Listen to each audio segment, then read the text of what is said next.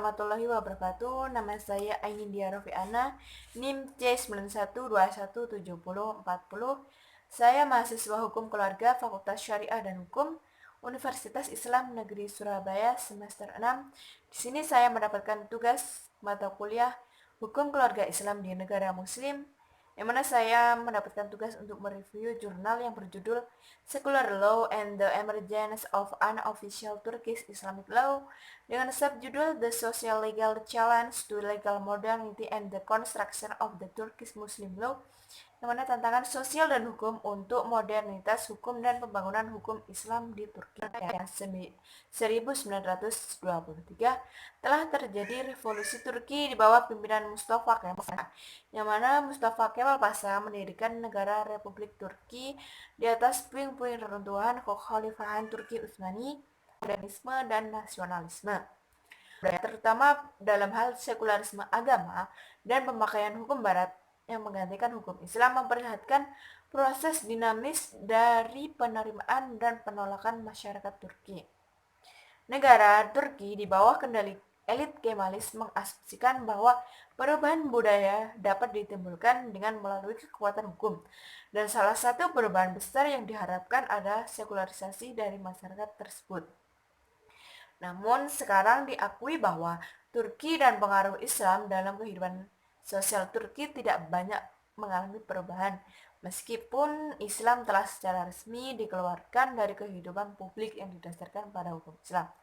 Teori dan praktik negara Ottoman itu masih mengakar dalam hati dan pikiran rakyat masyarakat Turki. Ideologi Kemalis yang memiliki nasionalisme dan sekularisme serta elemen modern dalam negara tidak bisa mengisi celah bahwa Islam seharusnya ditinggalkan di dalam negara. Namun melalui kebijakan sekuler dan program westernisasi yang telah mengancam nilai-nilai ajaran agama Islam, sistem hukum Islam di Turki tidak dapat berjalan seiringan dengan negara. Kerangka kerja ideologis yang memuaskan dan mencakup semua yang bisa memiliki daya tarik massa dan bisa menggantikan ajaran Islam lokal selamat meskipun ada upaya dari pemerintah. Islam meresap dalam hati dan pikiran masyarakat Turki, dan ini menunjukkan bahwa kegagalan dari Partai Republik Turki dan kegagalan dari upaya elit Kemalis untuk menjadikan agama sebagai kepercayaan pribadi masing-masing. Di bawah hukum juga, di dalam bidang hukum juga, Islam masih terus mempengaruhi kehidupan masyarakat Turki. Di akhir tahun 1990-an, masih terdapat konflik antara sistem hukum resmi dan hukum setempat. Dalam kasus pernikahan, misalnya, sikap terhadap kode berubah menjadi konflik langsung antara hukum resmi dan aturan Islam, atau lebih tepatnya apa yang orang anggap sebagai antara aturan hukum Islam. Ada sejumlah perbedaan yang mendasar antara hukum sipil sekuler dari negara Turki dan hukum lokal Muslim yang tidak resmi.